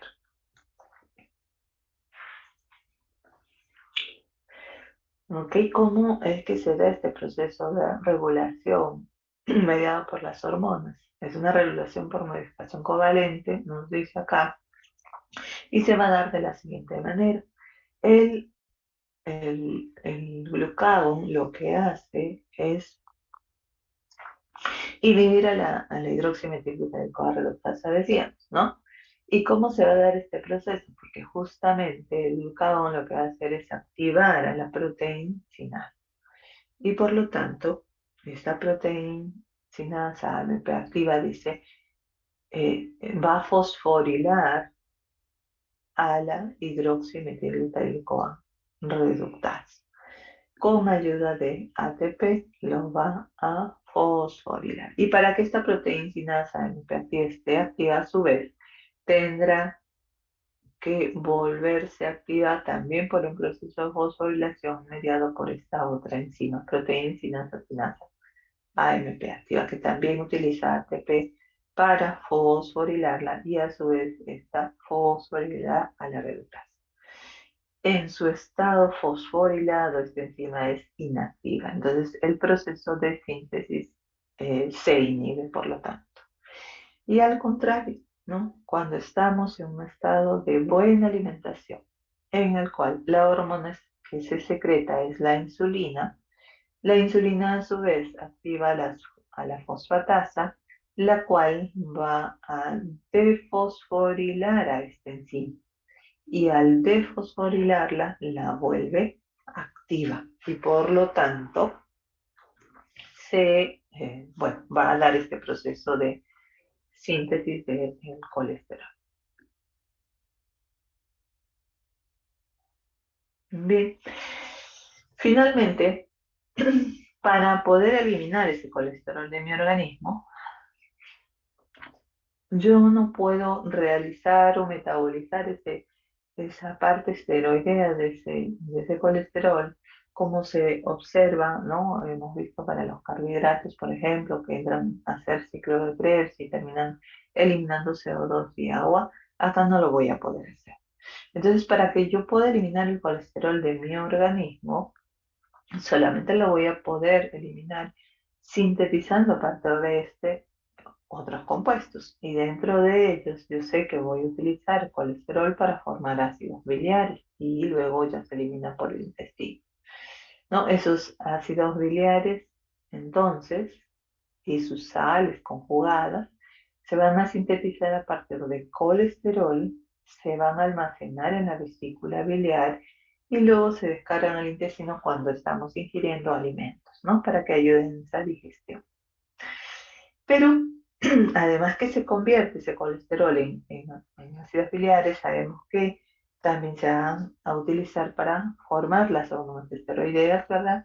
Y o habrá eliminación tal cual como molécula de colesterol sin transformarse, ¿no? Y se excretará el ácido. Muy bien. Ok.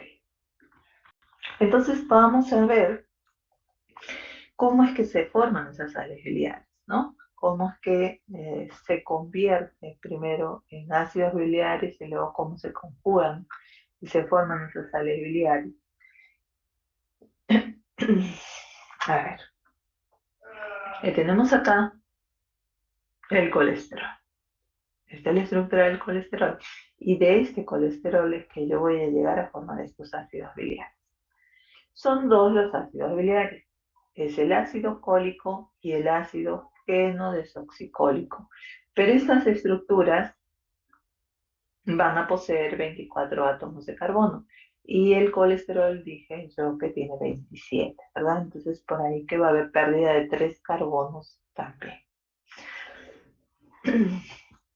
Y ya luego estos ácidos biliares se tendrán que conjugar con glicina, aminoácido, glicina y taurina. Entonces de ahí vienen las sales biliares.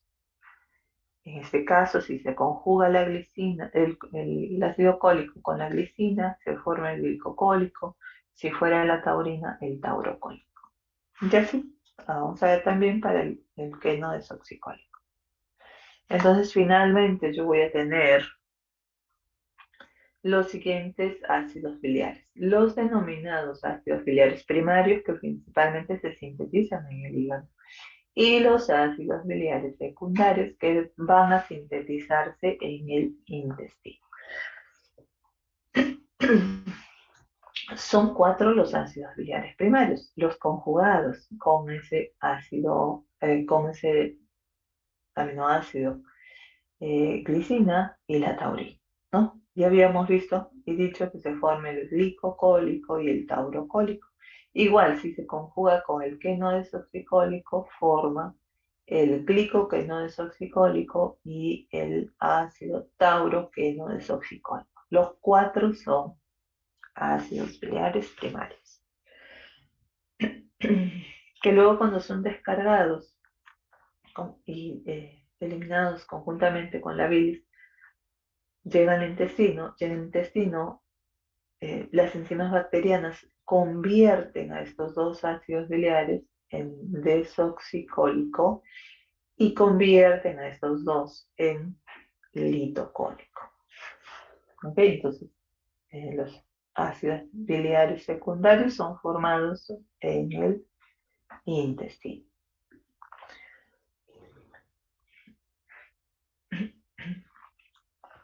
Bien, la síntesis entonces de estos ácidos biliares primarios se da en el hígado y va a suceder porque se va a producir una 7-alfa, dice, hidroxilación.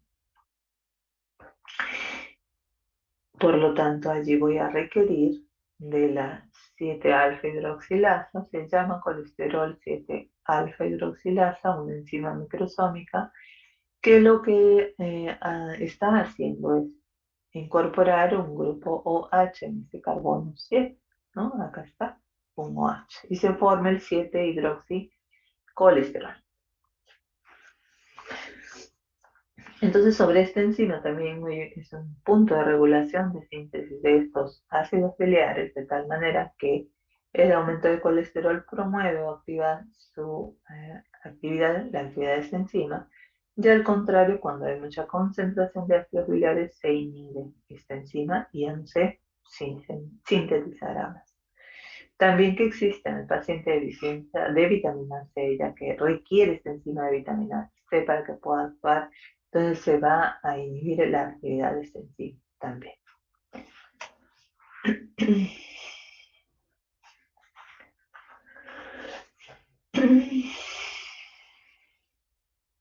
Ok, entonces, ¿cómo formamos estos ácidos biliares después que ya se hidroxiló, ¿no? Y se formó el 7-alfa hidroxicolesterol?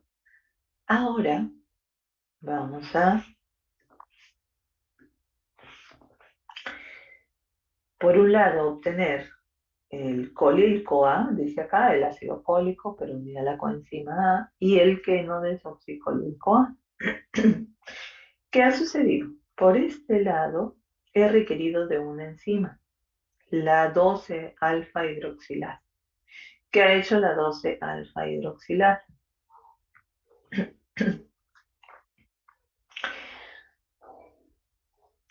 Está hidrolizando en el carbono 12 que posee esta estructura, ¿cierto? Acá está. En ese carbono 12 hay un hidroxilo.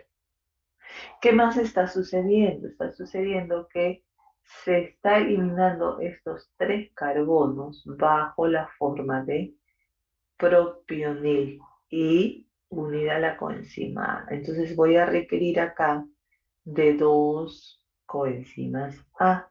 Uno para que se una lo que queda de la estructura, ¿no? Ya ingreso acá. Y el los tres carbonos que han salido, ¿no? El propio anil también se une a la coenzima. Entonces tengo el colil-CoA formado. Por este otro lado, para que llegue a queno desoxicolil-CoA, no va a haber primero hidroxilación en carbono 12, no, no hay. Lo único que hay es pérdida de los tres carbonos y que va a salir también como propionil-CoA, por ello requiero dos moléculas de coenzima A, uno para que vaya con el propio NEL y otro para que se quede con el queno desoxicolil.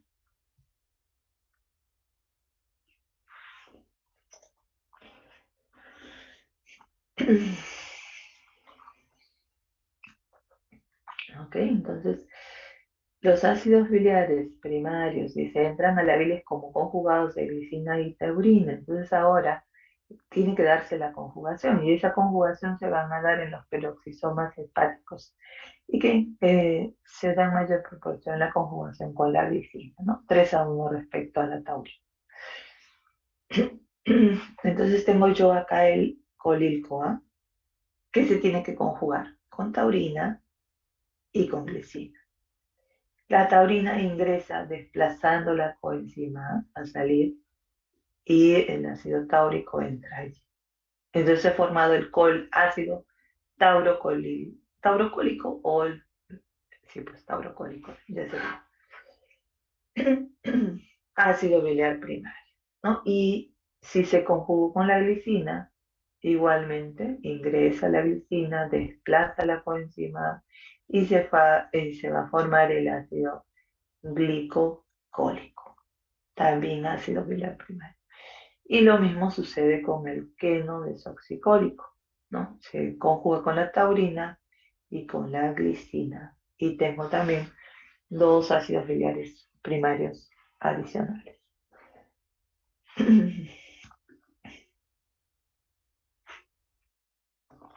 Luego esos ácidos biliares primarios se van a metabolizar en el intestino y allí la acción de las bacterias intestinales son las que van a ejercer la acción.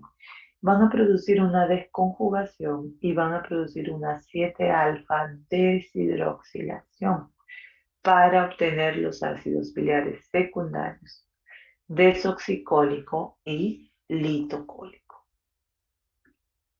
Entonces, descargado esos ácidos biliares primarios que conjuntamente con la bilis van a salir hacia el intestino para que ayude a la emulsificación de esas grasas, entonces los ácidos biliares primarios a través de las enzimas bacterianas van a metabolizarse a ácidos biliares secundarios y luego esos secundarios se reabsorben la mayor proporción, pero hay una cantidad mínima de pérdidas de todas maneras que van a salir a través de las heces. Cuando hablamos de metabolismo de esos ácidos biliares primarios para convertirse en secundarios, que hemos dicho las enzimas bacterianas deben hacer un proceso de desconjugación primero y luego de deshidroxilación. Entonces lo que va a suceder es lo siguiente. Desconjugación, ya sabemos que tiene que separarse de los aminoácidos. Sale este aminoácido, sale este otro aminoácido y me queda el mismo compuesto prácticamente. Pero además hay una 7-alfa deshidroxilación, o sea, si en este 7, carbono 7 tenía el hidroxilo, ahora ya no va a haber de ambos, ¿no? No va a existir y me va a quedar la misma estructura. Entonces, por eso es que de ambos ácidos primarios conjugados con el ácido cólico, es que se forma el ácido desoxicólico, el ácido biliar secundario. Igual sucede acá con estos otros dos ácidos biliares primarios, los conjugados con los quenodesoxicólicos.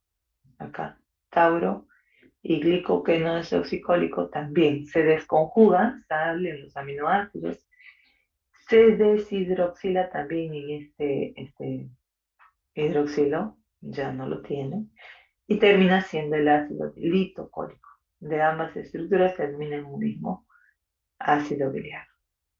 ¿Ves? La diferencia entre ambos es que tienen hidroxilo.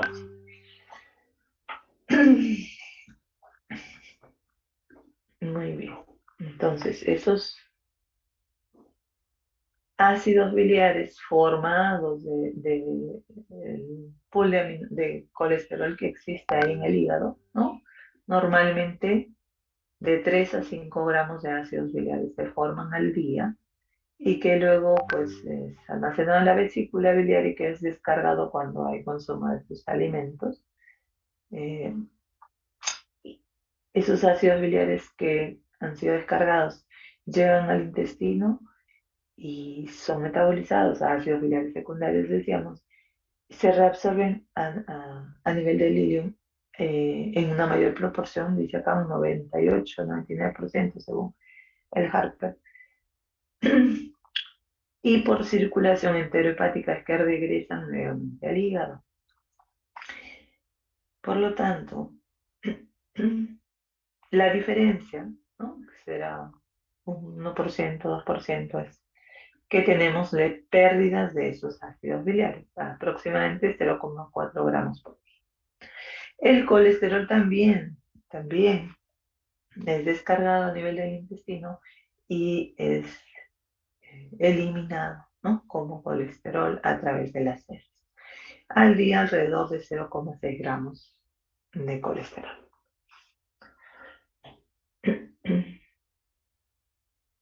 Bien, hemos terminado esta clase. Vamos entonces, como les decía, a realizar este Kahoot para el día de hoy, para que sea eh, va a pasar como su asistencia del día de hoy. A ver si pueden abrir sus aplicaciones para empezar a realizar.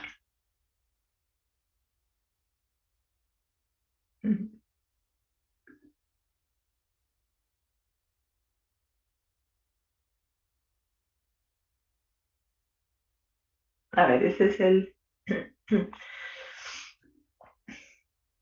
código para que puedan ingresar. Ingresen primero con apellido y luego su nombre. ¿Sí? Apellido primero. Ujú, correcto.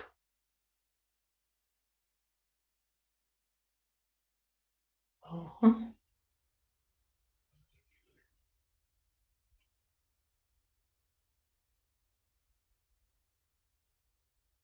Vamos a ver cuántos son. 62. Ok.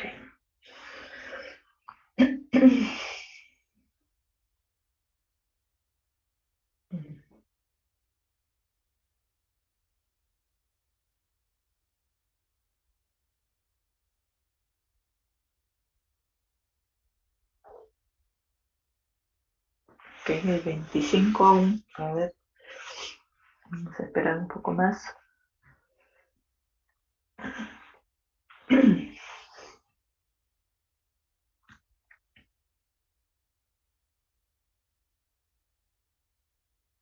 Vamos a ver, agréguense por favor. Si no, no van a tener asistencia.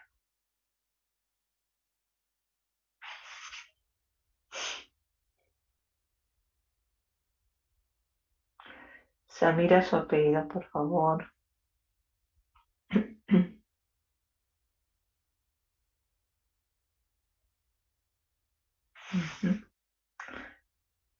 Dayana E.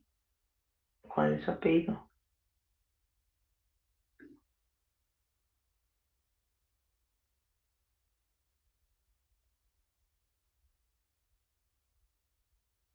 A ver, solo hay 35 y veo 63 alumnos conectados.